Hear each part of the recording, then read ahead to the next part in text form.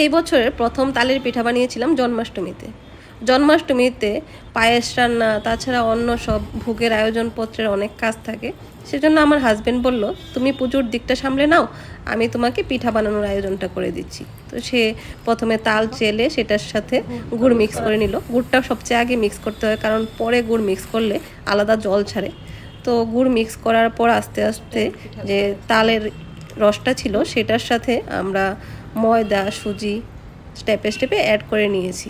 বাহ, কি সুন্দর করে তুমি নাড়ছো! নাড়তে নাড়তে তো কালারটা চেঞ্জ করে ফেলেছো, একদম গোল্ডেন কালার হয়ে গেছে এখন তোমার মিক্সটা। Wow wow wow wow wow. আসলে আমরা মেয়েরা যেমন নিজে একটা কাজ করলে সেটার বিষয়ে একটা প্রশংসা চাই, ছেলেদের ক্ষেত্রেও কিন্তু সেম এমনটাই হয়। তো আমার হাজবেন্ড প্রথমবারের মতো তালের পিঠার আয়োজন করে ভীষণ খুশি হয়েছিল। আর ওকে বারবার চিয়ার আপ করার মাধ্যমে ওর আনন্দটা যাতে আরও বেশি বেড়ে যায় সেটার ব্যবস্থা আমি করার চেষ্টা করছিলাম।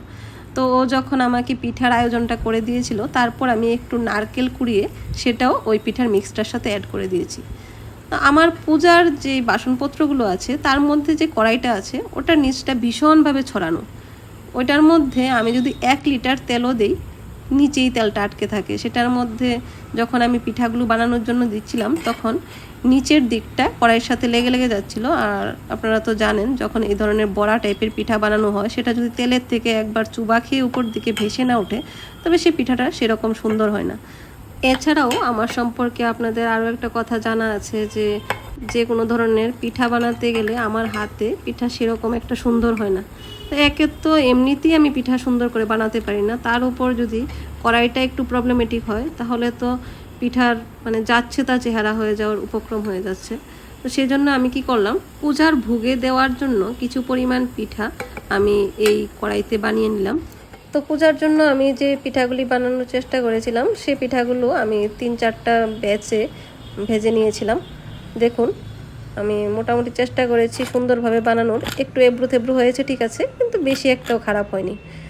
পূজার জন্য পিঠা বানিয়ে আমার পূজা যখন কমপ্লিট হয়ে গেল, তখন আমার কাছে যে বাকি ব্যাটারটা ছিল সেটা দিয়ে আমার নর্মাল চুলায় এবং আমার রান্নার যে কড়াইটা আছে সেটার মধ্যে আমি বাকি পিঠাগুলো বানিয়ে নিয়েছিলাম। এখানে পিঠা বানানোর জন্য আমি যে তেলটা ইউজ করেছি সেই তেলটা কিন্তু আগে পূজায় যে তেলটা ইউজ হয়েছিল সেই তেলটাই।